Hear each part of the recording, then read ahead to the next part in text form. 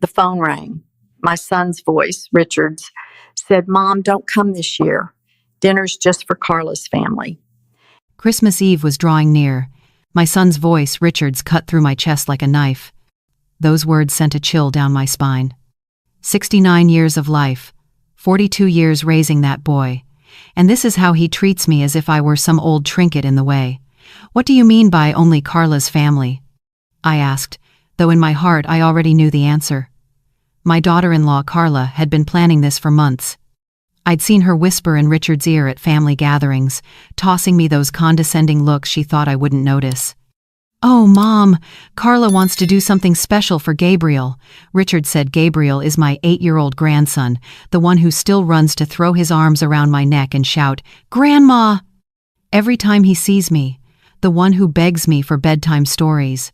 My heart shattered into little pieces, and yet, strangely, a smile curved on my lips. "That's fine, sweetheart," I answered, surprising even myself with how gentle I sounded. Richard was silent for a few seconds, maybe waiting for tears and pleading. "Really, Mom? You're not upset?" His voice held confusion, almost a hint of disappointment. "No, honey, enjoy yourselves." I ended the call with a calm I hadn't felt in a long time. What Richard didn't know, what no one in the family knew, was that 3 days earlier I had signed the contract to buy a beachfront mansion worth $15 million in Palm Beach, Florida, a house I'd quietly had my eye on for months, waiting for the right moment. In their eyes, I was the poor, dependent grandma living in a small apartment. Meanwhile, I was managing investments they couldn't begin to imagine. For years I swallowed my pride, enduring Carla's barbed family's need, their own space, bearing the pitying looks when I showed up to parties in that moss-green dress, the one I'd worn 3 years in a row. I smiled as they seated me at the end of the table. Far from the important conversations, I pretended not to hear Carla on the phone with her friends. She's too old for that sort of thing. But that day, something in me shifted. Maybe it was the chill in Richard's voice, or the shock of realizing my own son chose to humiliate his mother over the phone instead of speaking to me face to face. Or perhaps it was simply time I stopped being the silent victim in my own family. That evening, as I made coffee and looked at the gold key ring to the new mansion lying on the table, I knew what I had to do. The house has 8 ensuite bedrooms, an infinity pool facing the ocean, and a great room big enough to host 50 people. High ceilings with exposed beams, floor-to-ceiling windows opening onto a private beach, a perfectly manicured garden. Everything stood in stark contrast to the image my family had assigned me. While they were planning an intimate dinner, I would prepare the most spectacular Christmas they had ever seen. That night in bed, I thought about every humiliation I'd swallowed. The times Carla forgot to invite me to Gabriel's birthdays. The time Richard handed me grocery money with a patronizing smile, like pocket money to a child. The family photos that deliberately left me out because that's enough people. Small cruelties, drop by drop, turning into poison over the years. But now, I had the right to rewrite the story. And best of all, they wouldn't suspect a thing until it was too late. Weak Grandma Margaret died with that phone call. From the ashes, I would rise transformed. The next morning, I decided to do something I hadn't done in a long time. Drop by Richard and Carla's unannounced. I needed to look them in the eye and hear, with my own ears, their excuse for cutting me out of Christmas dinner.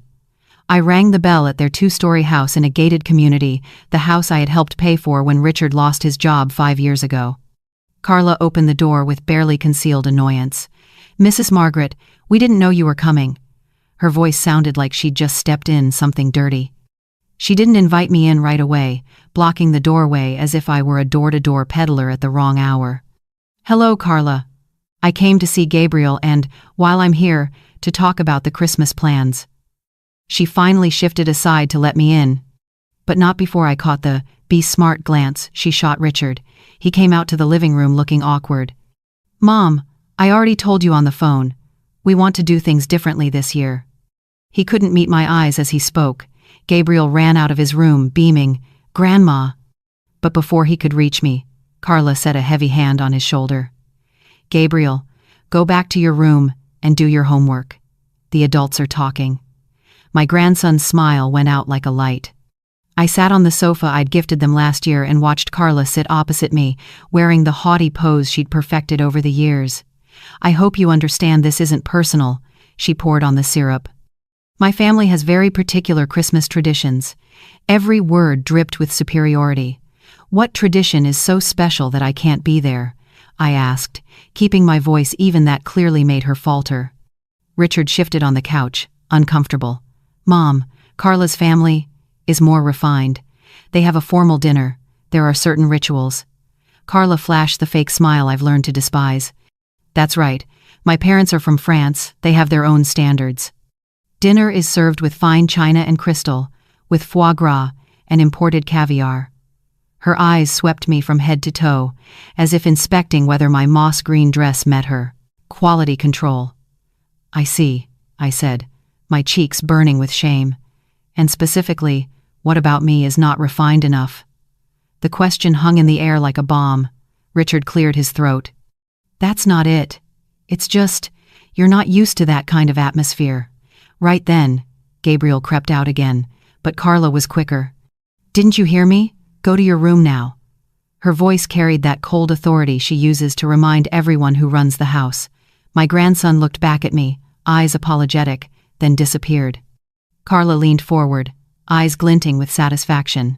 "What bothers me is how you always try to be the center of attention at family dinners, telling stories from the past, wanting everyone to focus on you. My parents aren't used to that." Her words felt like a slap. Richard stared at the floor, too spineless to defend his mother. Carla continued, emboldened by my silence. "Also, the gifts you buy for Gabriel are always cheap. Last year, that plastic toy broke after 2 days. My parents gave him a trip to Disney World. Do you see the difference?" "Carla, come on!" Richard tried to interject, but she cut him off with a look. "No, it's time to be honest. Mrs. Margaret, it's not that we don't like you, it's just that you no longer fit our lifestyle. The coupons, the supermarket sales, that's not what we want guests to hear about. My parents will think we lack class, especially if you wear those thrift store dresses again." Her eyes landed on my dress, full of contempt. Richard finally spoke up, only to back her up. "Mom, Carla's right. Maybe this year we each celebrate in our own way. You stay home, turn on the TV, relax, no pressure of a formal dinner." That betrayal felt like someone reached in and tore my heart out. The son I raised alone after his father left now sitting there, suggesting I spend Christmas by myself while they enjoy caviar and foie gras. Carla added one more jab. "Also, you tend to eat a bit too much at parties. My parents value table manners. We don't want any awkward moments." In that instant, something in me snapped for good. It wasn't just being excluded, it was their deliberate cruelty, the pleasure they took in shaming me. I rose very slowly, feeling every fiber of my body changing shape. "I understand perfectly," I said in a voice that sounded eerily calm. "Good. I'm glad you understand," Carla exhaled. "I knew you'd be reasonable. In the end, everyone wants what's best for the family." Her smile beamed as if she'd solved a hard problem. I stepped toward the door and could still hear Gabriel sniffling in his room. Richard walked me out, trying to look remorseful. "Mom, please understand, nothing personal." Those stock phrases were hollow. "Of course, sweetheart, nothing personal at all," I echoed, savoring the bitterness. They had no idea things were about to become very personal. In the parking area, the mansion's key ring in my coat pocket felt heavy, like a promise of justice. That night, alone in my small apartment, I picked up the phone and started calling. It was time to prepare the most radiant Christmas my family had ever witnessed, and this time, only Richard and Carla would be crossed off the guest list. That night, after the humiliation in their home, I sat down and opened the safe hidden behind my wardrobe, ready for the opening act of the story I would write myself. Inside the safe was everything my family had never seen: investment certificates, portfolio statements, property deeds. For 15 years since my husband died, I'd played the role of the poor, dependent widow. But the truth was entirely different. My husband Robert was wiser than anyone knew. Before he passed, he quietly invested in tech stocks that are now worth a fortune.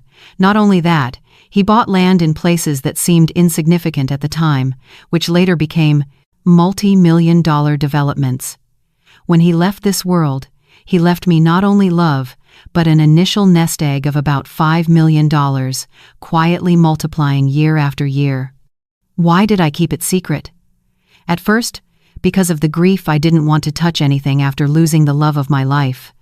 Then, as I began to see the true faces of certain people in the family, I decided to stand back and watch, who loved me for who I am, not for what I have.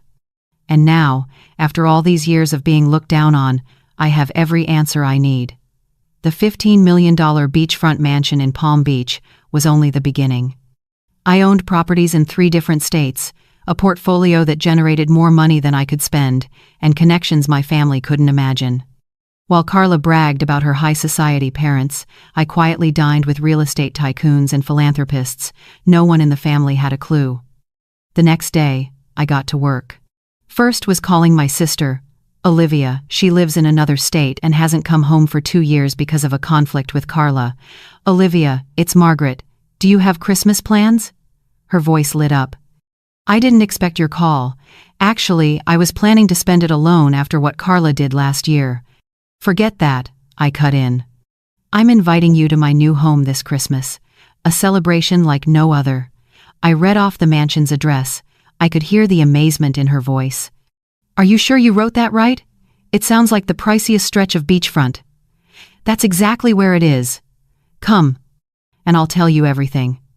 Just bring a truly elegant outfit and a spirit ready to celebrate." Then I called my cousin Maurice, who has always been like an older brother to me, though Richard and Carla look down on him because he's a mechanic. "Maurice, how about we make this Christmas different?" Last year, Carla humiliated him by hinting he should wash his hands before touching anything in the living room. "Are you okay?" Richard just called saying Christmas dinner was canceled. Ah, so Richard even used my name to cancel the invitation. How amusing. "I'm better than ever. I want you to bring the whole family to my Christmas party. I have a surprise for everyone that night." I gave him details. On the other end, he still sounded unsure. "Margaret, this address. Celebrities live there. Trust me. Dress sharp and get ready for the best Christmas of your life." I called every aunt and uncle, every cousin, every close family friend, the very people Richard and Carla had gradually edged out of gatherings for being insufficiently refined for their new style. The guest list climbed to 35 people, and it still wasn't done. In the days that followed, I showed up in circles my family knew nothing about. I contacted my best friend Evelyn, the director of a multi-million-dollar charity fund. "Evelyn, want to spend Christmas at my place? I want to introduce you to my family." Evelyn already knew my situation and had offered help many times, but I preferred to handle it myself. "Fantastic, your family will finally learn about your contributions to the fund." I laughed softly. "Let's just say they're about to learn a lot about me." I also invited Leonard, my financial advisor, who played a major role in growing my assets. "Leonard, I want you to meet my son Richard at Christmas dinner. Are you finally going to talk about the portfolio?" he asked, curious. "Something like that. It's time he knows who his mother really is." I also reached out to Iris, the interior designer, who had turned the mansion into a magazine-worthy Christmas castle. "Iris, I want you to document the entire event. Photos, video, every detail." Meanwhile, I kept my usual routine. Grocery shopping with coupons, wearing simple dresses, staying in my small apartment. But every evening, I drove to the mansion to oversee preparations. The garden was lit with thousands of warm golden bulbs reflecting off the infinity pool. The oceanfront veranda was draped with fresh wreaths. The flowers alone cost more than a month of Carla's clothing budget. That week, Richard called me twice, perhaps out of late-blooming guilt. "Mom, are you okay? You sounded so calm the other day." There was a note of worry in his voice I hadn't heard in a long time. "I'm wonderful, sweetheart. Actually better than ever. Enjoy your very refined European dinner. Mom, if you want, you can come over for dessert. I know Carla said some harsh things, but don't worry about me, Richard." I gently cut in. "I'm going to have a wonderful Christmas, probably the best of my life." He was clearly confused. "Are you going to someone's house?" I smiled, though he couldn't see it. Enjoy your caviar and foie gras. I'll be exactly where I need to be. 3 days before Christmas, Carla called too. Mrs. Margaret, I hope you won't take the other day to heart. I just wanted to make sure everyone understood this is best for all. Her voice dripped with syrupy fake sweetness. Not at all, Carla. In fact, thank you for opening my eyes. I heard her exhale in relief. Wonderful. I knew you'd be mature. After all, family comes first, right? Absolutely. Family is the most important thing, I echoed, thinking of the 35 guests who'd confirmed for my celebration. On Christmas Eve, I was at the mansion for the final check when Maurice arrived early to help. His reaction was exactly as I pictured. Frozen at the gate, mouth agape at the glowing marble fountain, the perfectly manicured garden, and the towering house beneath the stars. "Whose place is this?" he asked as we walked the stone path. "Mine, Maurice. Entirely mine." He stopped in his tracks. "Yours? How is that possible?" "It's a long story. Let's say I've kept a few secrets." When we stepped into the great room, ceilings about 20 feet high, a marble fireplace flickering warm, windows looking straight out onto the private beach, Maurice dropped onto the Italian leather sofa. "Margaret, I don't understand anything anymore. Does Richard know about this?" "He doesn't know a thing. And tomorrow night, when he sees the photos of our party online, he'll realize he's made the biggest mistake of his life." I handed him my phone to show the guest list. His eyes widened. "The whole extended family will be here except Richard, Carla, and Gabriel." Understanding slowly spread across his face. "You're right. This is exactly what they deserve." "Exactly, Maurice." Christmas morning, I woke up in the small apartment one last time. I tried to keep my habits to the very end, but my heart raced with a feeling I hadn't had in decades. Around mid-morning, Richard called with the forced cheer of someone ashamed. "Merry Christmas, Mom. How are you doing?" "Wonderful, sweetheart. I'm getting ready for a memorable celebration." I wasn't lying.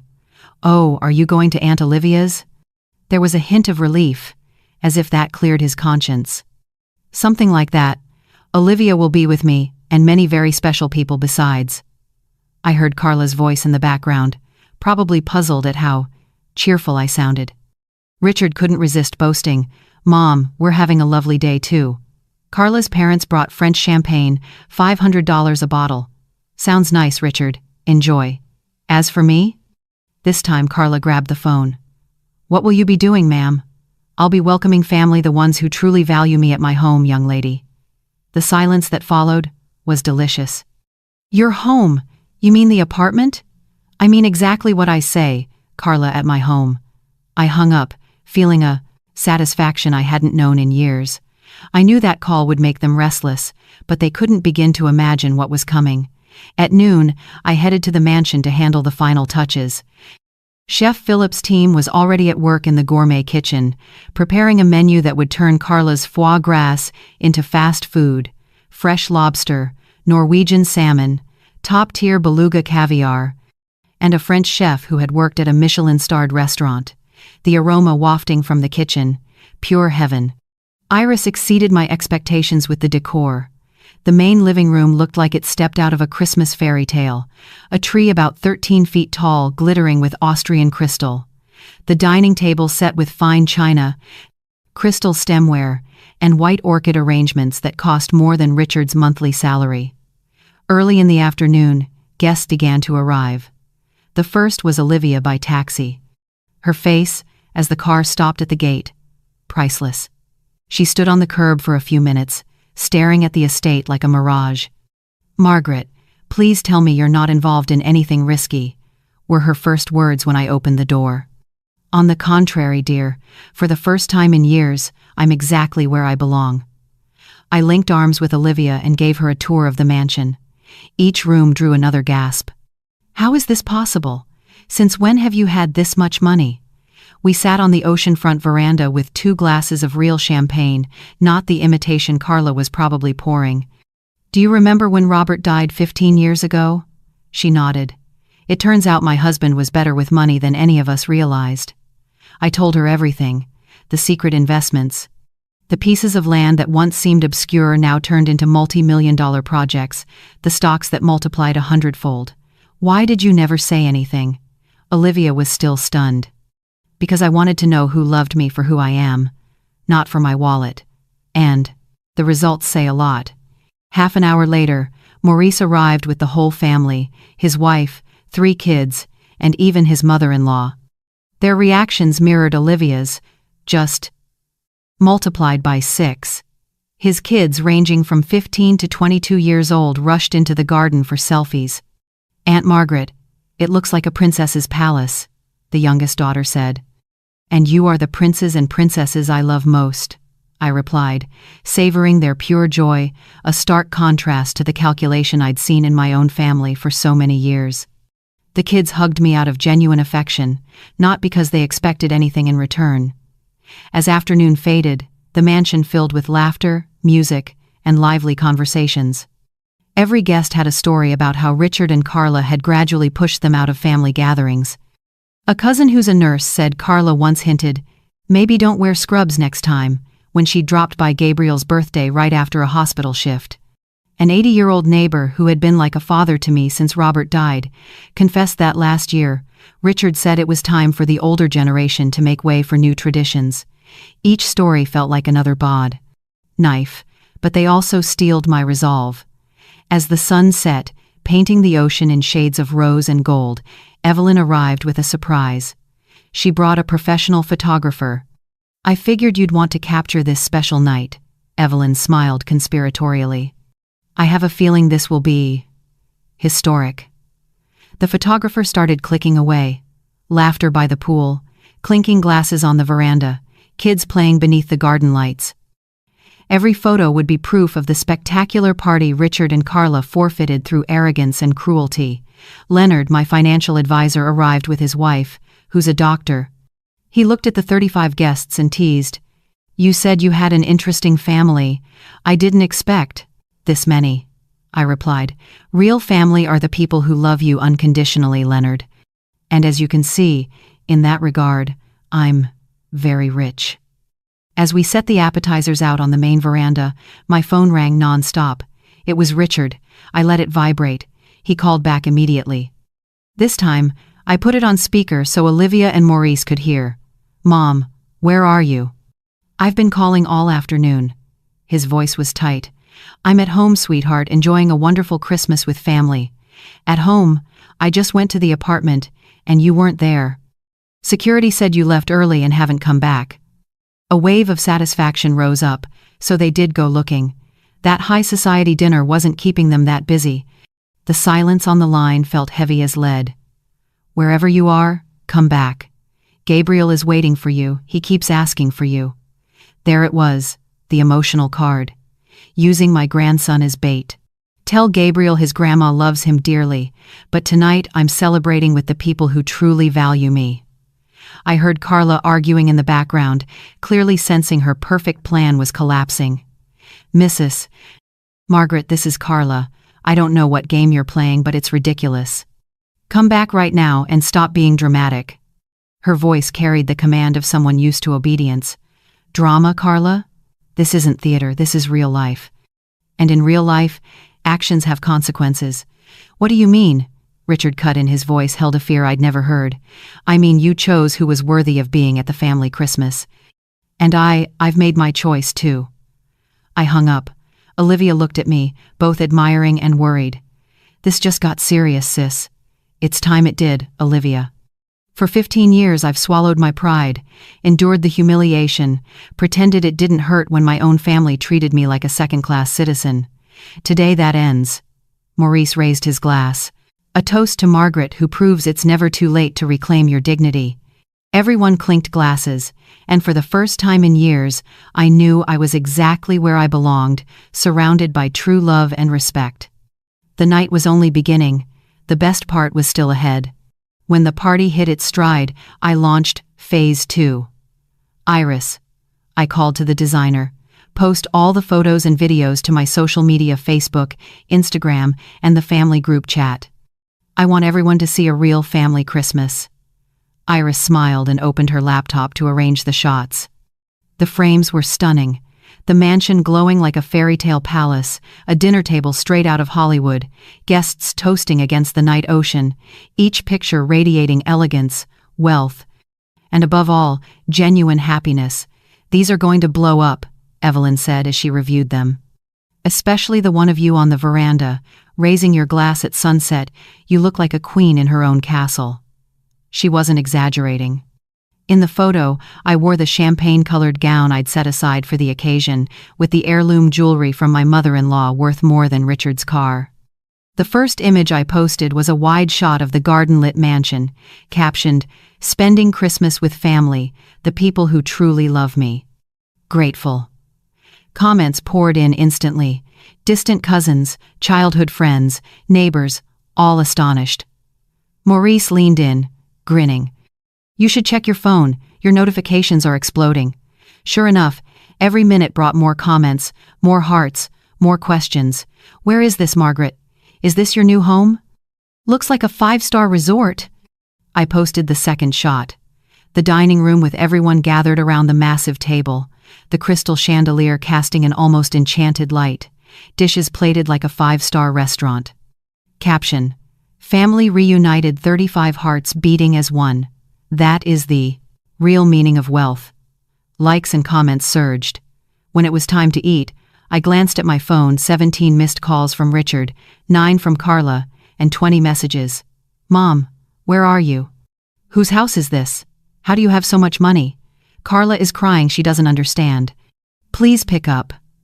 I turned it off and went back to dinner. Chef Philip had prepared a 7-course menu that outdid anything Carla could imagine. Fresh oysters to start, followed by lobster bisque, where a single serving cost more than the total for the French champagne her parents brought. Maurice's eldest son leaned in to ask, "Auntie, it's hard to believe you live in a small apartment when you have all this. Why?" Many people have asked me the same thing. Because I wanted to know who loved me with their heart, not for the numbers in my bank account. "And now you're sure," I added. Olivia raised her glass. "Here's to your wisdom." Others might have flaunted it from day one.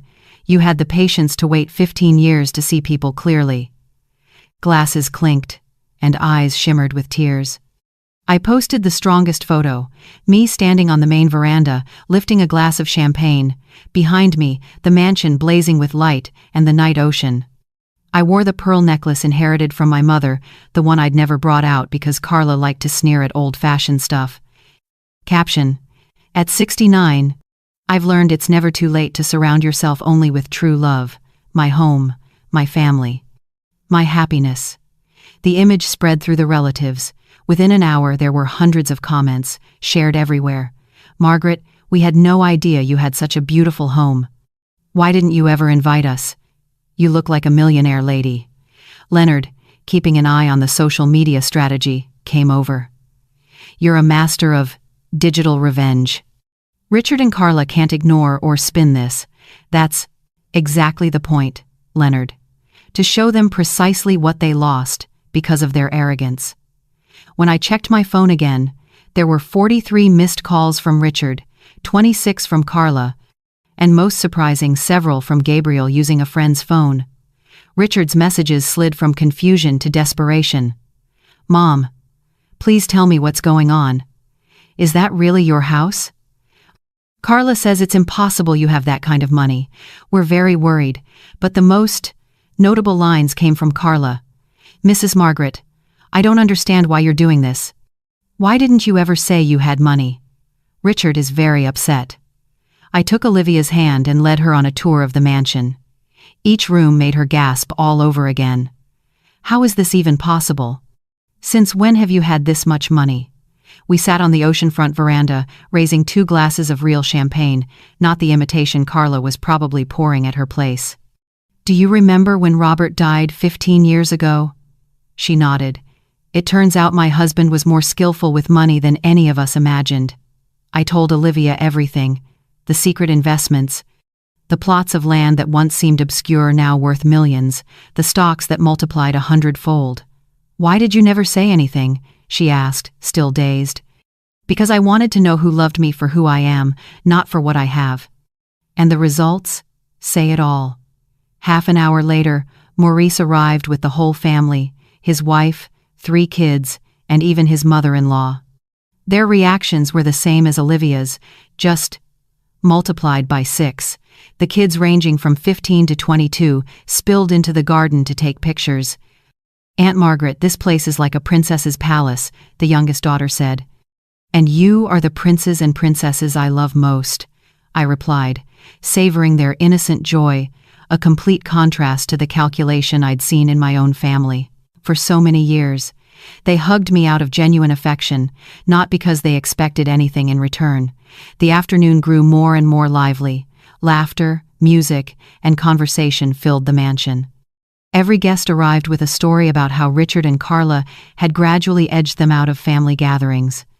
A cousin who's a nurse said Carla once hinted, "Maybe don't wear your scrubs next time," when she'd come straight from a hospital shift to Gabriel's birthday.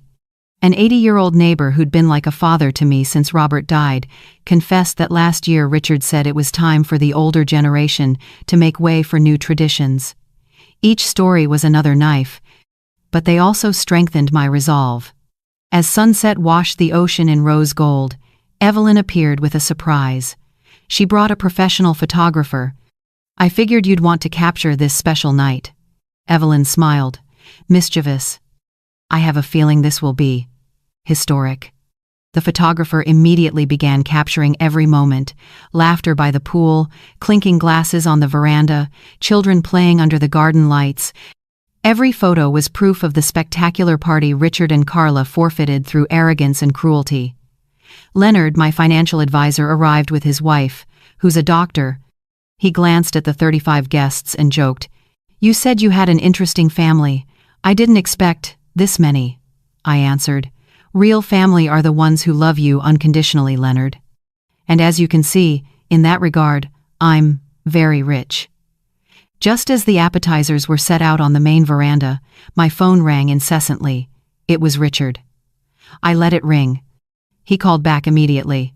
This time I put it on speaker for Olivia and Maurice to hear. "Mom, where are you? I've been calling all afternoon." His voice was impatient. "I'm at home, sweetheart, enjoying a wonderful Christmas with family." "At home? I just went to the apartment, and you weren't there. Security said you left early and haven't returned." A swell of satisfaction rose up, so they still had to search. Apparently that high society party wasn't keeping them that busy. The silence on the line was heavy. "Wherever you are, come back. Gabriel is waiting for you. He's been asking all evening." The emotional gambit again, dangling my grandson as bait. "Tell Gabriel I love him dearly, but tonight I'm celebrating with the people who truly value me." I heard Carla's grumbling in the background, a sure sign her perfect plan was crumbling. "Mrs. Margaret, this is Carla. I don't know what game you're playing, but it's ridiculous. Come back now and stop overdoing it." Her tone was imperious, demanding instant submission. "Drama, Carla? This isn't theater, this is real life. And in real life, actions have consequences." "What do you mean?" Richard's voice cut in, and I heard a fear I'd never heard before. "It means you chose who was worthy of being at the family Christmas."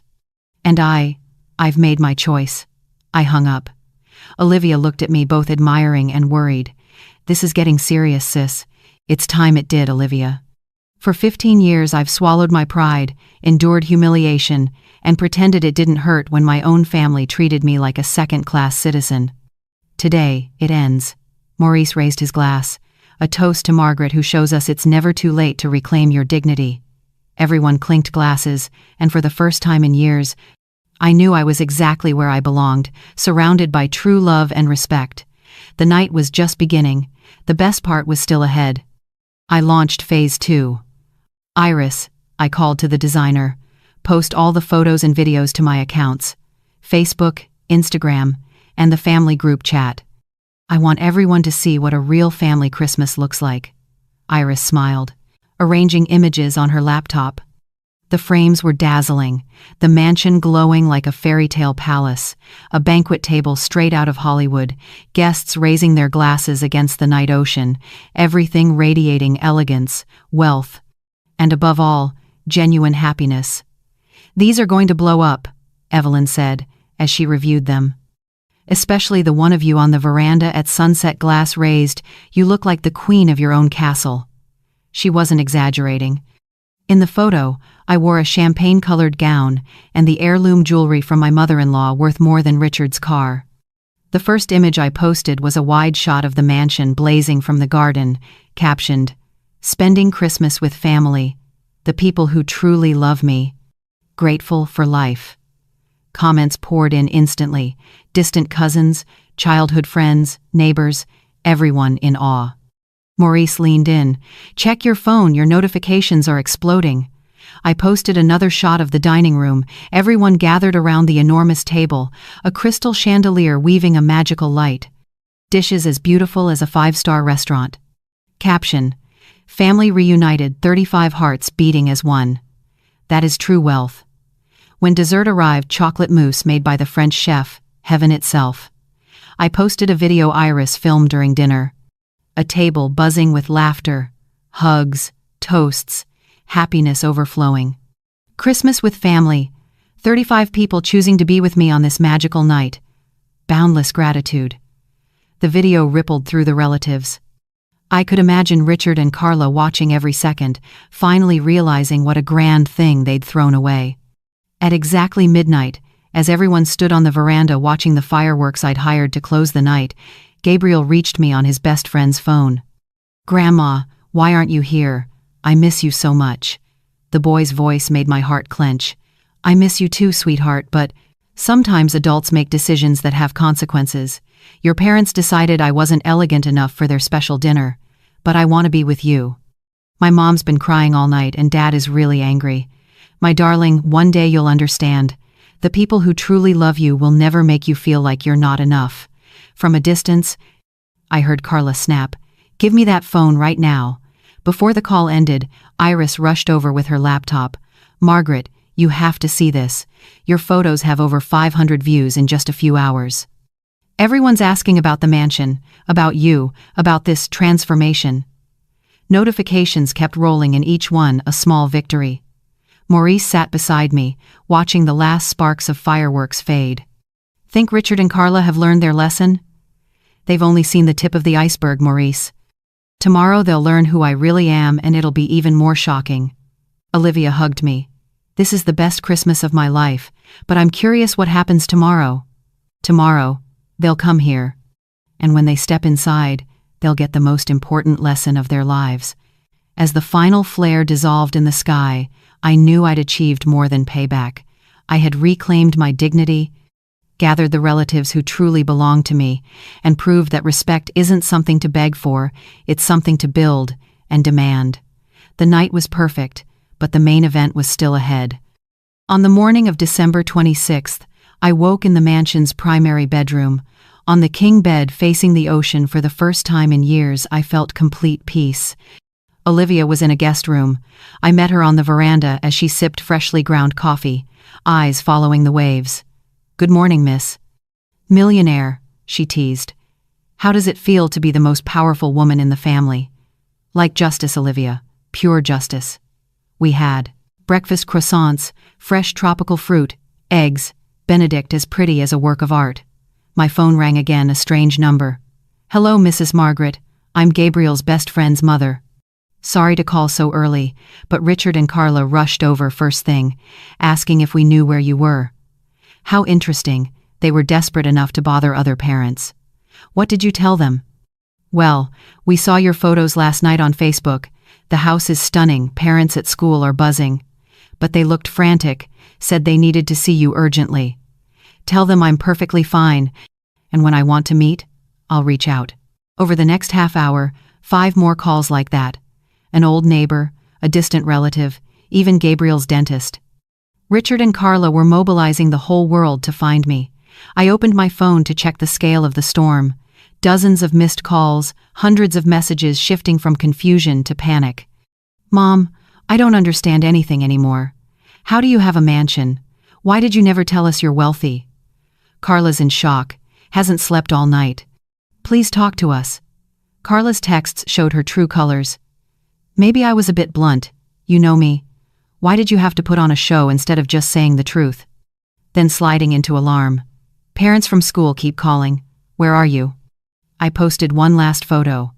I'm in a silk robe, drinking coffee on the main veranda, the blue ocean behind me caption, waking up in paradise. When you remove toxic people from your life, what remains is only peace and happiness. Comments flooded in. Richard reacted with the shocked emoji. Carla wrote, Mrs. Margaret, please call us. We're really worried. I didn't respond. Early in the afternoon, a BMW screeched to a halt at the gate. Richard and Carla got out both bedraggled. Richard was still in yesterday's clothes. Carla's mascara was smudged, hair a mess something I'd never seen. They stood there a long time, pointing at each detail, the glowing marble fountain, the immaculate garden, the colonnade at the entry, the ocean view. Their mouths hung open in disbelief. Finally, Richard rang the bell. Through the intercom, his voice trembled. Mom, I know you're in there. Please, we need to talk. I didn't answer right away. I let them wait exactly 5 minutes, just enough time to finish my lunchtime glass of champagne. Who is it? I asked, as if I didn't know. Mom, it's Richard. I'm here with Carla. Please open the door. His voice carried a desperation I'd never heard. Richard, what are you doing here? Aren't you busy enjoying that refined European dinner? A suffocating silence. Mom, please, we need an explanation. None of this makes sense. An explanation for what, dear? The house, the money, or why I hid things from you? Have you been lying to us this whole time? I never lied. I simply didn't tell you everything. There's a difference, I heard Carla mutter behind him. Could you open the gate so we can talk like adults? Fine. But first, answer me this. Did you come today because you truly wanted to see me, or because the photos made me suddenly interesting? The question hung in the air like a blade. That's not it, Mom. We're just overwhelmed. Why did you never say you had so much money? Because I wanted to know you loved me for who I am, Richard, not for what I own. And now I have all the answers I need. I buzzed the gate open. They walked slowly up the stone path, each step heavy with surprise and dawning understanding. Before them stood not a poor dependent grandma, but a strong woman on her own ground. When they reached the front door, I opened it myself, wearing an elegant red dress and my mother-in-law's pearl necklace. The looks on their faces were exactly what I'd waited 15 years to see: shock, confusion, and for the first time in a very long time, a hint of unintentional respect. Hello, Richard. Hello, Carla. Welcome to my home. My voice was calm, controlled, authoritative. Come in. We have a lot to discuss. They entered as if touring a museum, eyes drifting from the crystal chandelier in the foyer to the original paintings on the walls, from the marble floors to the designer furnishings. It was as if they were seeing a ghost, but that ghost was me. I gestured to the Italian leather sofa in the main living room. Sit. They obeyed without a word, something I hadn't seen in many years. Normally, Carla would toss off some condescending remark about the decor, and Richard would try to steer the conversation. Now they were completely lost. Can you explain what's going on? Richard finally found his voice again, but it was small and unsure. Is this house really yours? Of course it's mine, sweetheart. I bought it a week ago, paid in full. The words, paid in full, drained the color from their faces. Carla, who'd been staring out at the ocean, snapped back around, wearing the calculating look I knew too well. Mrs. Margaret, I don't understand where you got that kind of money. Did you win the lottery and not tell us? I let out a soft laugh, an even more destabilizing sound for them. The lottery, Carla? No, dear. This is bigger than winning the lottery. This is planning, smart investing, and patience. I walked toward the glass doors, savoring the feeling of complete control over the moment. When Robert died 15 years ago, you assumed I'd fallen into hardship. I still remember the pitying looks you gave me at the funeral, whispering that poor Mrs. Margaret would have to sell the house and live on a tiny pension. Richard lowered his head, clearly remembering those conversations. Here's what no one knew. Robert was a genius investor. For 20 years he quietly bought shares of tech companies that seemed obscure, but that he believed would explode. He also bought land in places everyone mocked, which are now projects worth many millions of dollars. Carla parted her lips to cut in, but I stopped her with a look. I'm not finished, Carla. Robert left me not only love, but an initial nest egg of about $5 million, quietly growing over the years. Now, it has surpassed $80 million. The room went silent. Richard looked like he'd just taken a punch. 80 million, he muttered. And you lived all those years in a small apartment, using coupons, sometimes borrowing money from me? Exactly, son. For 15 years I played the poor widow to watch closely, who loved me for who I am, and who merely tolerated me out of obligation. I sat down across from them, crossing my legs with the poise I'd deliberately hidden. But why? Carla looked genuinely bewildered. Why pretend to be poor when you're that rich? Because I wanted to see the true hearts of the people around me, Carla. And the results are crystal clear. Richard leaned forward, his hands trembling. Mom, if we had known, what would we have done differently?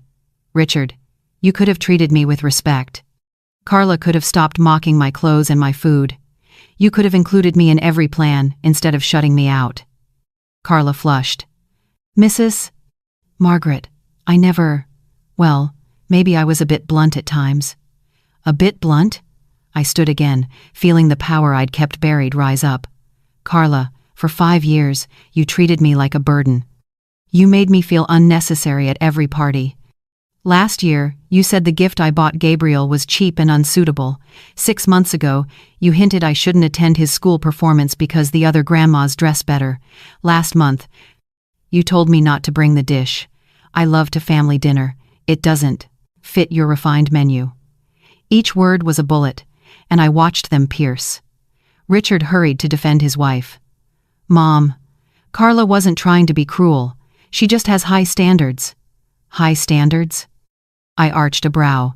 You mean when your wife told me I should wash my hands more thoroughly because some older people don't realize they're not completely clean? The shock on Richard's face told me Carla had never mentioned that. Carla said that to you? His voice cracked, tinged with danger.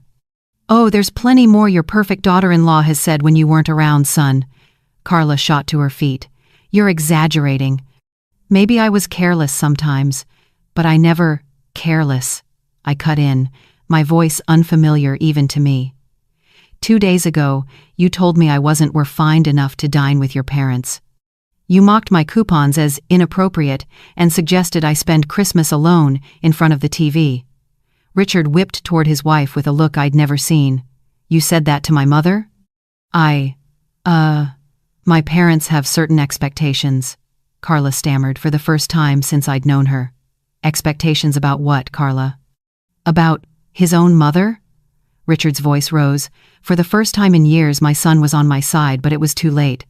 Richard, I said evenly, don't get angry with Carla. She only revealed her true nature just like you did when you called to exclude me from Christmas without even asking how I felt. Mom, I thought you would understand. Carla said it would be better. Carla thought. Carla wanted. And how did I feel, Richard? When was the last time you truly cared about my opinion? I walked to the window and pointed down to the beach. See that veranda? Last night, 35 people had dinner with me. 35 people who love me enough to choose to be with me on Christmas, people who would never make me feel not enough. Olivia flew in from 3 states away. Maurice canceled his plans to bring his whole family. Neighbors, cousins, even people I hadn't seen in years if I invited them, they came. Carla began to cry, not the tears of a victim, but of someone who has realized the consequences of her actions. Mrs. Margaret, I'm truly sorry. If you had told us earlier, but you didn't speak, Carla, and that is exactly why I kept quiet. I wanted to see how you would treat me when you thought I had nothing to offer. Richard stood and walked toward me. Mom, I know you're angry, we deserve it, but we're family. We can fix this. Maybe, Richard, but the night you called to cut me out of Christmas, where was that family first you like to preach? That was a terrible mistake, Mom. Carla convinced me, but I should have thought for myself. He finally took responsibility, but the wound was too deep. Richard, for 15 years I waited for someone to stand up for me. I waited for my own son to value me enough not to let me be humiliated right in front of him. That never happened. My voice wavered the first time I let the depth of the pain show. Now you're here. Not because you suddenly understand I deserve respect, but because you learned I have money. You don't see the difference? The question hung like a verdict. Carla stepped closer, eyes red. You're right. I was awful to you. There's no excuse. But Gabriel needs you. He doesn't understand why his grandma disappeared. The final play using my grandson as an emotional shield. Gabriel needs me, Carla, but he also needs to grow up in a family that teaches respect and real values. Clearly, you both have a lot of work to do. I tilted my head toward the door, closing the conversation. That's enough for today. When you're ready to apologize sincerely, not to cry because you've just realized you mistreated someone with power, you know where to find me. I left them standing there, stunned by the wreckage of their arrogance. The days that followed were an emotional roller coaster. Richard and Carla didn't give up after the conversation at the mansion. On the contrary, they tried harder, which surprised me. On the second day, Richard showed up alone, without Carla, wearing an expression I hadn't seen in a long time, true humility. "Mom, I know I have no right to ask for anything after how we treated you," he began as I cracked the door, "but I need you to know I didn't sleep last night." I lay there replaying every moment I failed as a son. His eyes were red. For the first time in years, he looked vulnerable. "Come in, Richard, but this time you enter my home on my terms." I led him to the veranda where I'd just finished breakfast. "Coffee?" I poured into a china cup, noticing his eyes snag on each luxurious detail, the things he'd seen me use for so long, without knowing their origin. "Mom, I need to ask you something, and I hope you'll answer completely honestly." He sat on the edge of his seat like a man at a job interview.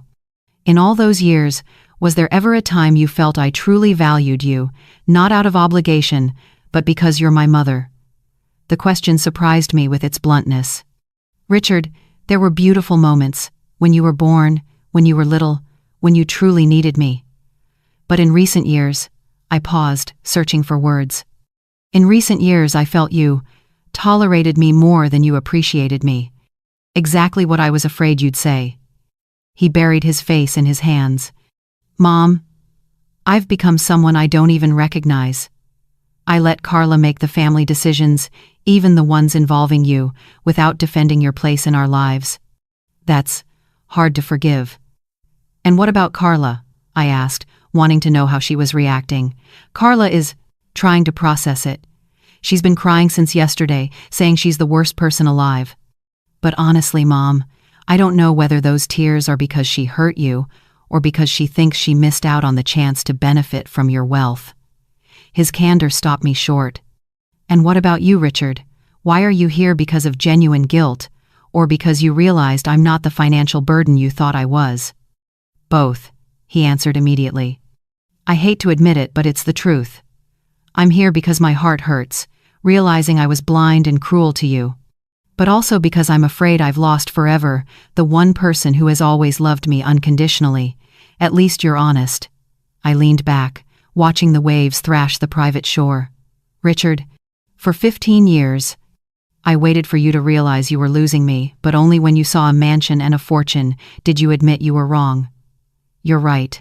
That makes me the worst kind of son." His voice grew hoarse.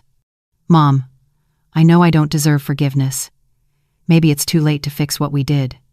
But I need you to know, I regret every moment I made you feel small. And what about Gabriel, Richard? How do you explain this to an 8-year-old? That's the hardest part. He doesn't understand why his grandma suddenly disappeared. He asks about you every day. Yesterday he said, 'Dad, why doesn't Grandma want to see us anymore?' Tears spilled down my cheeks. The child isn't at fault for his parents' mistakes," I said softly, my heart twisting. "I know, Mom. I'm trying to explain it in a way he can understand." I told him sometimes adults make very big mistakes and have to work a long time to fix them. Right then, my phone rang. It was Olivia. "Are you okay? I see Richard is there." "I'm fine. Richard and I are having a necessary conversation." "Good. I wanted to tell you. Maurice just called. The whole family knows now, and everyone is on your side. Just so you're aware." Hanging up, I caught Richard's questioning look. "The whole family knows?" "Richard, what you don't understand is that all these years, the relatives have seen how Carla treated me. Everyone's heard her condescending remarks. Everyone noticed how you two gradually cut me out of family life. This revelation isn't just about money, it's about justice. Maurice told me about the time Carla told him to wash his hands clean before touching anything. Olivia reminded me of when she forgot to invite her to a party. Your cousin said Carla once told her not to bring the little ones because they were too noisy. Richard's face went pale with each example. I didn't know. Carla never told me because she knew she was wrong. Exactly. But she still did it, because she believed her influence over you was stronger than your loyalty to your family. Mom, is there any way you could forgive us? Any way we can earn back your trust? Richard, forgiveness doesn't come right after an apology. It's built with consistent actions over time. What do we need to do? His voice was desperate but sincere. First, understand this isn't just my new house. It embodies who I truly am, the woman I have always been. You just never bothered to find out. Second, accept that Gabriel deserves to grow up with his real grandma, not the version you prefer. He needs to know he can dream big, reach for the extraordinary, and never let anyone make him feel small. Third, I stepped out to the veranda railing. Commit to treating everyone with respect and dignity, no matter how much money they have. Because true elegance isn't bought in European stores, Richard. It lies in how you treat people you think can't give you anything in return. Richard stepped beside me. Mom, I know we have a lot to do. It may take years to earn back your trust, but I'm ready to do whatever it takes.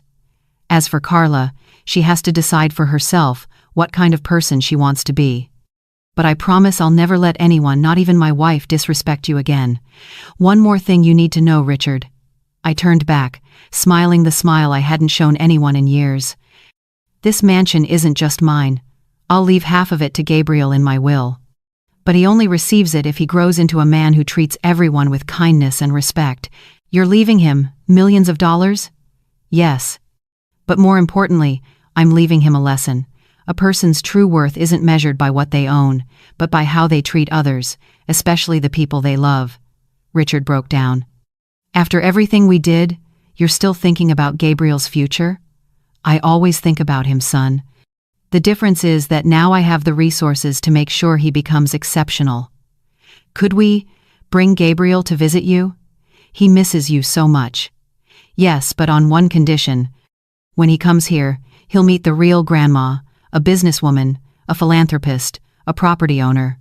I don't want him growing up thinking older people are a burden or that money determines a person's value. Yes, Mom. Whatever you say. Richard hugged me for the first time in years. In that moment, I caught a glimpse of the little boy I once raised with all my love. There's still hope for us, son. But that hope requires real actions, not pretty words. That afternoon, after Richard left, I sat on the veranda, watched the sunset, and thought about everything. I'd achieved more than payback. I reclaimed my dignity, I taught the important lessons, and I opened the door to a reconciliation if it happens built on mutual respect. Most importantly, I proved it's never too late to protect yourself, demand the treatment you deserve, and remind the world who you are. 3 months after the Christmas that changed everything, I sat in the mansion's office reviewing plans for a charity fund I'd decided to establish. The ocean view from the mahogany desk reminded me every day. Life can change completely when you dare to stand up and reveal your true worth. Gabriel has visited me every weekend since January. The first time after the revelation, that's what the family calls it, the boy's mouth hung open for 10 straight minutes as he toured the mansion.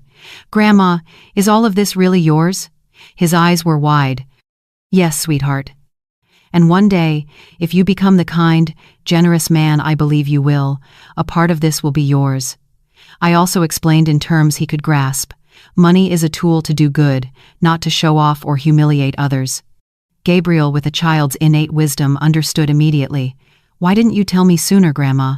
He asked one Saturday morning as we built a sandcastle on the private beach. Because I needed to know who loved me with their heart, Gabriel, and now I know for sure. Over those 3 months, Richard kept his word. He worked to repair things not with expensive gifts or showy gestures, but with the small things I hadn't seen in so long. calling me every day not to ask for anything, just to see how my day was, visiting alone, without Carla, to talk honestly about life, about mistakes, and about his plan to become a better man. "Mom, I've been thinking a lot," he said on a Tuesday afternoon. "I realized that for years, I stopped seeing you as a person only as my mother, as if that's all you are. That's a common mistake, son. People forget their parents had a life before they became parents, and they still have dreams, ambitions, and a personality. We sat in the library filled with books I'd collected for years, but never had space to display. I want to get to know that person, Mom. I want to know Margaret the entrepreneur, Margaret the investor, the woman who built all this and still humbly shopped with coupons." His smile this time was real, not the forced kind I endured for years. The story with Carla was different. In the first weeks, she tried to move closer with a mix of rushed apologies and lines that still revealed she hadn't fully grasped the extent of her wrongdoing. "Mrs. Margaret, I know I was hard on you, but I didn't expect you to hold a grudge like this," she said in a maddening call. "Carla," I answered with the patience I'd honed through years of meditating on the veranda. "The issue isn't that I held a grudge. The issue is that for 5 years you tried to make me invisible in my own family." But then, something seemed to start changing in her. Maybe because she saw Richard truly changing, or because she realized she'd chosen the wrong side of the story. Carla began sending kinder messages, recalling moments when we'd gotten along, apologizing for remarks she finally called by their true name, cruel. On her first visit to the mansion in February, she confessed, "Mrs. Margaret, I'm in therapy. My therapist is helping me understand that my behavior comes from my own insecurities." For the first time, I saw her truly vulnerable. "The problem, Carla, is that you tried to feel better by making me feel worse. That will never be a solution." I poured tea into the china cups, noticing her eyes linger on each detail, mixed with admiration and remorse. "I get it now. And I know it may take years to earn your forgiveness, but I want you to know I'm committed to changing not just for you, but for Gabriel. I don't want my son to grow up thinking mistreating others is normal." The most beautiful transformation came from Gabriel. Over time, he began to grasp the deepest lesson in all of this.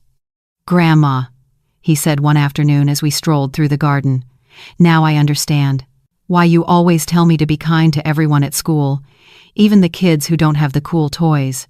Why is that, sweetheart? Because we never know who's truly special on the inside. Like you look like an ordinary grandma, but you've actually been a superhero all along." The logic of an 8-year-old? Perfect. Exactly, Gabriel. And more importantly, everyone deserves kindness, money or no money, power or no power. That is the mark of a truly elegant person. My story spread beyond the family. Evelyn shared my experience in women entrepreneur groups, and I received dozens of messages from older women who'd gone through the same thing, being underestimated, dismissed by their own relatives. One letter touched my heart, from a 74-year-old woman in the Midwest, United States. "Dear Mrs. Margaret, your story gave me the courage to finally tell my family about the company I started 20 years ago. For 2 decades, I pretended to be a boring retiree while building a 6-figure business. Your courage helped me reclaim myself. With Leonard's support, I founded the Dignity and Respect Fund, focused on helping older people who've been sidelined or belittled by their families. The first project is a program to reconnect grandparents with grandchildren, kids kept apart by toxic parents." "Do you know what's best about all this, Mom?" Richard asked at last month's family dinner at the mansion, the first with Richard, Carla, and Gabriel, and everything complete. "What is it, son? You didn't just teach a lesson about respect. You taught that it's never too late to change your life, to protect yourself, and to demand the treatment you deserve." Carla nodded, eyes brimming. "Even better," I said, looking at Gabriel stacking blocks in the living room. "We're teaching Gabriel that real power doesn't come from money, but from integrity, kindness, and the block. Determination never to let anyone make you feel small." That night, after they left, I stepped onto the veranda and watched stars mirrored in the infinity pool. I thought about the road since the call that changed my life. A story that began in exclusion and humiliation, becoming a journey of standing up and being redeemed.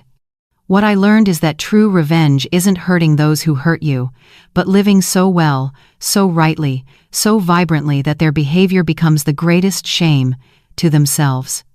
I didn't need to destroy Richard and Carla. The fact that they understood what they'd lost was the heaviest consequence. I reclaimed not only my dignity, but my identity. I am no longer the poor grandma or the dependent widow. I am Margaret, an entrepreneur, a philanthropist, a woman who quietly built an empire and used that strength to teach the most important lessons about respect and humanity. As the waves lapped my private shore, I smiled, thinking of those who'd been inspired. If my experience can give even one grandmother the courage to stand up and reclaim her dignity, or lead one family to treat their elders better, then every minute I was underestimated was worth it. At 70, I've learned it's never too late to rewrite your life, to show the world who you are, and to make sure the people you love learn the values that truly matter. And that more than any mansion or fortune is the greatest legacy I can leave. Life taught me, respect isn't something to beg for, but to build and demand. And sometimes, the most powerful lesson you can give is to live so radiantly that your very existence becomes proof of how badly they misjudged you. That night, I slept deeply on the king bed, lulled by the ocean, knowing I'd achieved something rare, a second chance to be myself fully, amid the love and respect I always deserved. What do you think of my story, and what city are you listening from? Let's meet in the comments. If you enjoyed it, you can support me with a super thanks, so I can keep bringing more stories. Thank you in advance for being here. I'm waiting for your thoughts on this story. In the video, there are 2 new life stories I'm very proud of. Please keep watching. There's much more on the channel. Don't forget to subscribe. See you in the next story with all my appreciation. And so Margaret's journey ended not with a loud victory, but with the calm of a heart that has reclaimed its dignity. That story reminds us, family isn't measured by banquet spreads or sparkling crystal, but by how we treat each other when no one is watching. Love isn't a privilege, but a responsibility to nurture and protect. And sometimes, the greatest lesson for adults comes from the clear eyes of a child. I believe the most lasting power doesn't lie in money, but in consistent kindness, the kind that turns a house into a home, and differences into chances to understand and heal. If you've ever been belittled in your own home, I hope this story gives you a breath to stand up, say what needs to be said, and reset your boundaries with love. Now it's your turn. Which moment in the story moved you most? A line, a hug, or a brave decision? In your family, how is respect being taught and protected? Share in the comments so we can listen, learn, and grow together. If these moments meant something to you, stay with us so you don't miss the next stories where each of us can reflect and bring a little warmth back to those we love.